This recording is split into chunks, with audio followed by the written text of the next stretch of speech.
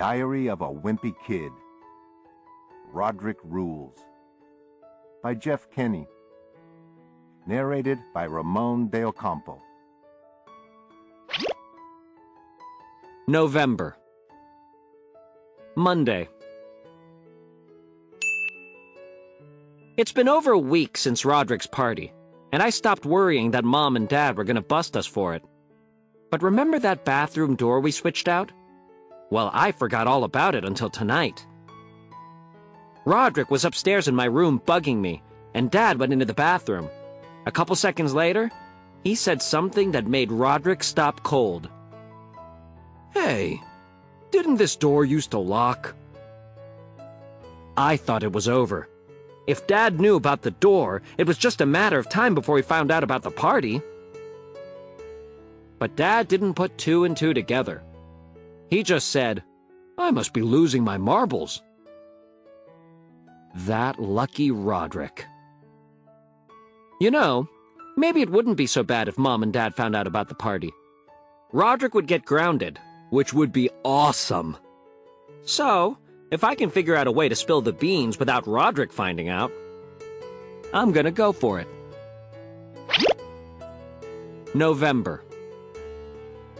Tuesday. I got my first letter from my French pen pal, Mamadou, today. I decided to adjust my attitude and give this whole pen pal thing my best effort. So when I wrote back to Mamadou today, I tried to be as helpful as possible. He had written, "Dear Gregory, I am very privileged to make your acquaintance. Mamadou." So I wrote back, "Dear Mamadou, I'm pretty sure acquaintance doesn't have a C in it. I really think you need to work on your English. Sincerely, Greg."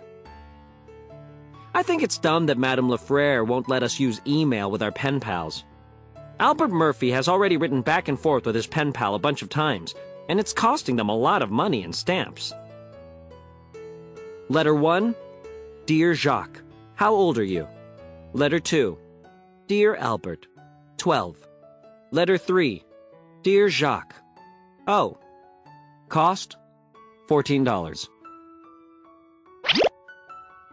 November. Friday. Tonight, Rowley's parents went out to dinner, so they got him a babysitter. I don't know why Rowley can't just watch himself for a few hours, but believe me, I'm not complaining.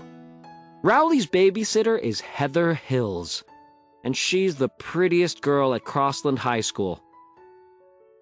So whenever the Jeffersons go out, I always make sure to be up at Rowley's for story time. I went up to Rowley's at about 8 o'clock tonight. I even splashed on some of Rodrick's cologne to make sure I made a good impression on Heather. I knocked on the door and waited for Heather to answer, but I was caught a little off guard when Rowley's next-door neighbor Leland answered instead. I can't believe Rowley's parents switched babysitters from Heather to Leland. They should have at least checked with me before doing something stupid like that.